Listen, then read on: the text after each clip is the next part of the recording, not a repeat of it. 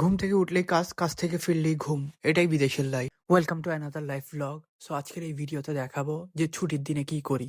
ঘুম থেকে উঠার পর এতগুলো কাপড় ধুইছি, এখন এটা নিয়ে যাইতে হবে ড্রাই করার জন্য।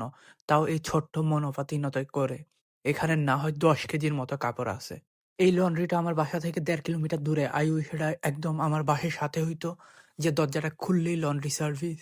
টাকা দিয়ে কাপড় ধুইতে এসি, আরো কত ঝামেলা। টাকা দেই, এই মেশিনে টাকা নিচ্ছেই না। কেমনটা লাগে?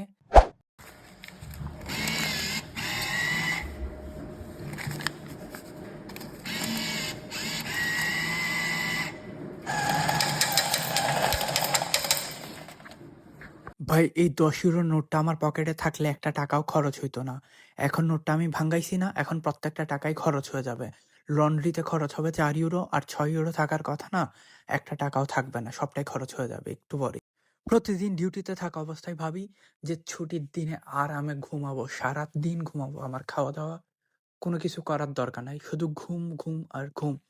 কিন্তু ছুটির দিনগুলোতে কাজ আরো বেশি থাকে। রুম গোছাও, কাপড় ধোও, কাপড় শুকাইতে নিয়ে যাও, বাজার করো, আর কত কি। সো এখানে আমি কাপড় দিলাম, অলমোস্ট হচ্ছে আমার 16 মিনিটের মতো লাগবে, অ্যান্ড দেন আম ডান। কাপড় ধোয়া শেষ, এখন আরেক ঝামেলা, কাপড়গুলো গোছাইতে হবে, ফোল্ড করতে হবে, অ্যান্ড দেন বাসায় নিয়ে যাইতে হবে। সো টোটাল কাপড় টাপড় এগুলো করতে আমার এখানে 1.5 ঘন্টা চলেই গেছে। বাসা থেকে এখানে আসো, এগুলো করো, দেন আবার নিয়ে যাও বাসায়। লাইফের বড় সমস্যাগুলো এত প্যারা দেয় না যা এই ছোট ছোট কাজগুলো দেয়।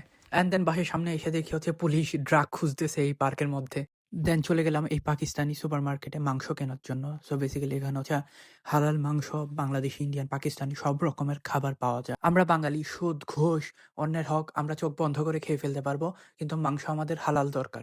অ্যান্ড দেন চলে গেলাম একটা ইতালিয়ান সুপার মার্কেটে। আজকে স্যালমন মাছ খাওয়ার অনেক ইচ্ছে হচ্ছিল, তাই নিয়ে নিলাম স্যালমন মাছ এবং হচ্ছে চিংড়ি। দেন কিছু কলা কিনে সরাসরি চলে আসলাম বাসায়।